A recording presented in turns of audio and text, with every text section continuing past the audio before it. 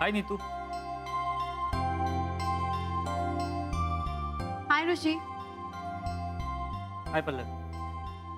काय मग कसं चालू आहे सगळं? All good? All well. I am so sorry. तुम्ही काही महत्वाचं कामाचं बोलताय का? रिली सॉरी. अगं नाही म्हणजे कामाचंच बोलतोय आम्ही, पण दॅट्स ओके. मिस्टर तिळगुळकर, मी आपल्या ई मॅगझिन बद्दल हे म्हणत होते, जरी आपलं ऑफिस बंद असलं ना तरी या महिन्याचं आपलं एडिशन हे आपल्या रीडर्स पर्यंत पोहोचायलाच हवं. Yes ma'am. आपले जे सबस्क्रायबर्स आहेत त्यांना आपण दुखावू शकत नाही, म्हणून आपण इतर ठिकाणी बसून ऑफिस वर्क करूया. नक्कीच. म्हणजे आपण या संदर्भात आपल्या स्टाफशी एकदा बोलून घ्यायला हवं. त्यांची काही हरकत नसेल ना तर आता आपण थांबून चालणार नाही. ओके मॅम, मी त्यांच्याशी बोलून घेतो आणि तुम्हाला कळवतो. Okay okay. One more thing, तुमच्या मित्राला म्हणा की त्याने असा अचानक शो का बंद केलाय.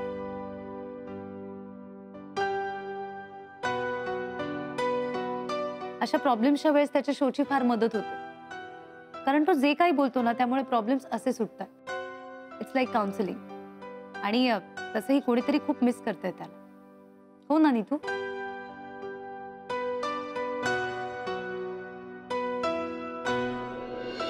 इथून रिशाला नकार दिला, ठीक आहे, पण काहीतरी कारण असायला पाहिजे ना त्याच्या मागं. मीच जाऊन विचारतो तिला. नाही नाही काका, तुम्ही काय बी करू नका. रिशाला विचारल्याशिवाय काय बी करायचं नाही. त्याचं तो करल ना मॅनेज. कोण काय मॅनेज करत? काका तुमच्यासाठी पाणी घेऊन येतो मी. तुम्ही कधी आला? तासभर झाला हो. पण मला सांगा, तुम्ही ज्या कामासाठी गेलता ते काम झालं का? म्हणजे कुणी मित्र मदतीसाठी उभा राहिला का तुमच्या? कुठल्या तोंडाने यांना मित्र म्हणावं? ज्यांच्या अडीअडचणीला मागचा पुढचा विचार न करता ज्यांना मदत केली ना, त्यांच्या गाठीशी एवढा पैसा असून सुद्धा त्यांनी हात वर केले. समजी दुनिया तशी आहे हो. कुणाकडनं अपेक्षा ठेवणंच चुकीचं आहे.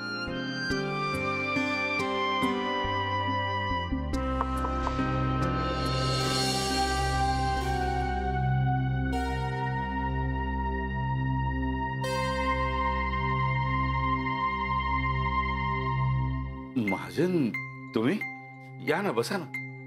नाही, असू द्या. मिस्टर कामेरकर, मला जरा तुमच्याशी बोलायचं.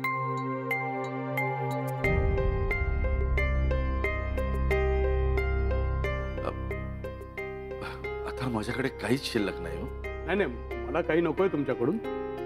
मी तुम्हाला हे सांगायला आलो की मी माझा निर्णय बदललाय.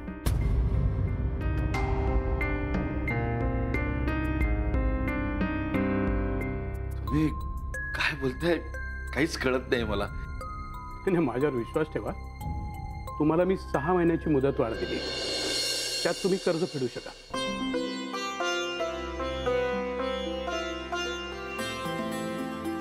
म्हणजे मला काय बोलावं काहीच कळत नाहीये.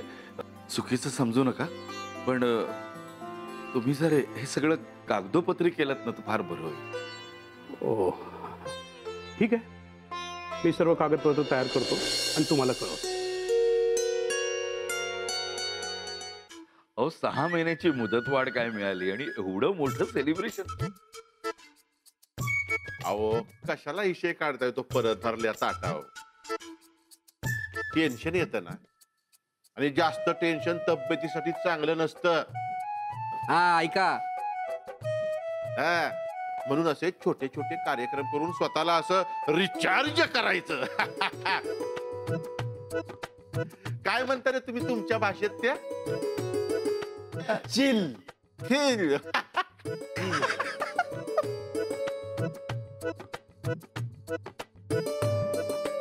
Cheers. अहो अहो, पाणी आहे हो.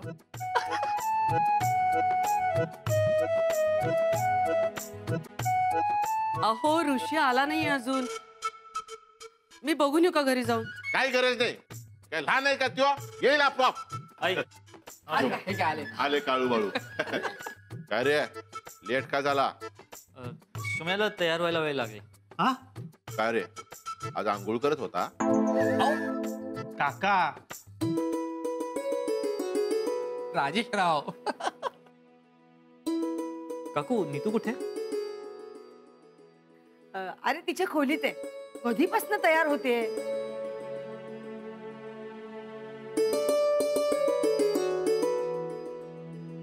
काकू मी तिला बोलवून येतो. हा जा जा, पटकन जा, पटकन जा. राजेशराव तुम्ही. चला चला सुरू करा, सुरू करा.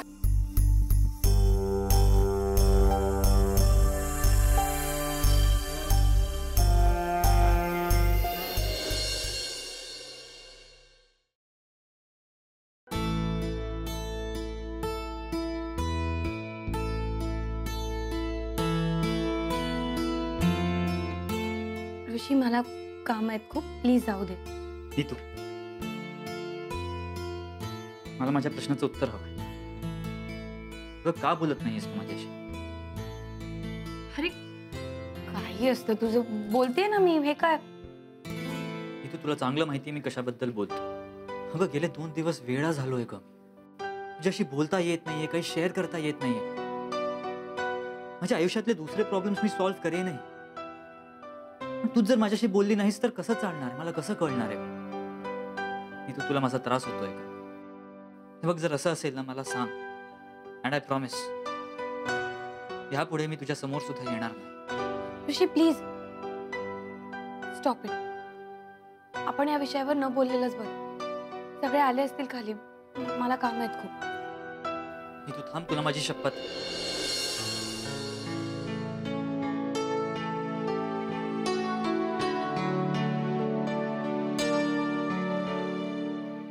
मी तुला प्रपोज केलं त्या दिवसापासून तू माझ्याशी बोलत नाहीयेस, मला कळतं.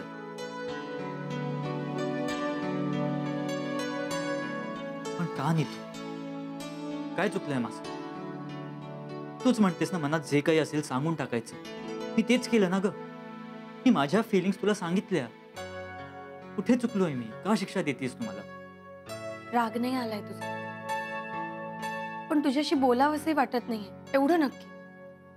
त्याचं कारण विचारशील तर माहिती नाही मला. ऋषी त्या दिवशी इतकं काय घडलं, आणि त्यात आभासला भेटता तर आलंच नाही, पण आधी निदान त्याच्या प्रोग्रामच्या थ्रू त्याला ऐकता यायचं. आता त्याचा प्रोग्रामही नेमका त्याच दिवशी बंद झाला. कळतंय मला हा निव्वळ योगायोग असेल, पण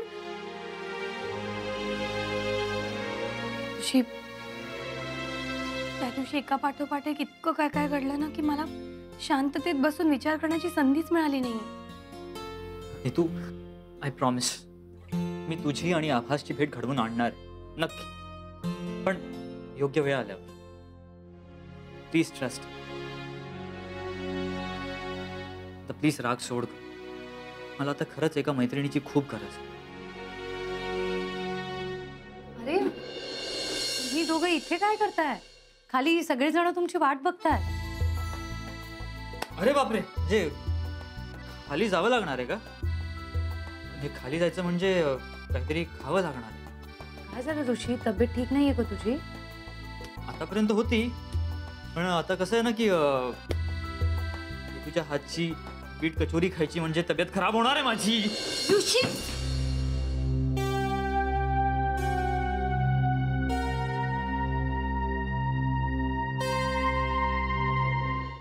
आमच्याच घरात येऊन आमच्यावरच आवाज चढवायला आहे. हे प्रकरण इथंच मिटावं म्हणून आम्ही नरमाईनं बोलायलो आहे, तर आम्हालाच डोळं दाखवायला आहे. निघायचं. तुम्हाला काही अंदाज नाहीये तुम्ही कोणाचा अपमान करतायत ते.